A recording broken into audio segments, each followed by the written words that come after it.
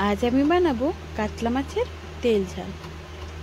नमस्कार, आमी सुजाता, सोनाई किचेने आपनादेर स्वागत। प्रथमे आमी माछगुलोके भालो करे भेजे नेब।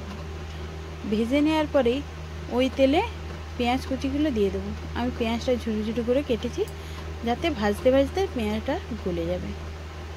সামান্য নুন দিয়ে আমি পেঁয়াজটাকে ভেজে নিচ্ছি। পেঁয়াজটা একবারে নরম হয়ে গেলেই কেটে রাখা টমেটোটা দিয়ে দেব। টমেটো দেওয়ার পরে আবার আমি ভাজবো, কারণ টমেটোগুলো গলে যাবে। টমেটোগুলো গলে গেছে, সামান্য পরিমাণে আমি আদা বাটা দিয়ে দেব। আদা বাটা দিয়ে আবারও আমি মশলাটাকে ভাজবো, কারণ আদা গন্ধটা যাতে চলে যায়। ভালো করে ভেজে নেওয়ার পরে একে একে লঙ্কা গুঁড়ি, হলুদ গুঁড়ি আমি দিয়ে দেব। দিয়ে মশলাটা আবার কিছুটা সময় ভাজবো।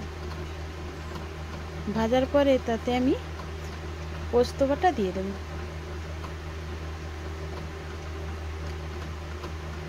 পোস্ত বাটা দেওয়ার পরে আমি মশলাটা ভালো করে কষিয়ে নেব।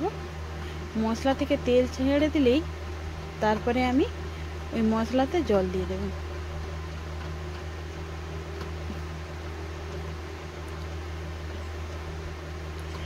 জল দেওয়ার পরে যখনই ফুটে উঠবে ভেজে রাখা মাছগুলো আমি ওই ঝোলে দিয়ে দেব। সামান্য পরিমাণে ফুটে উঠলেই গরম মশলা দিয়ে নামিয়ে নিলেই রেডি কাতলা মাছের তেল ঝাল।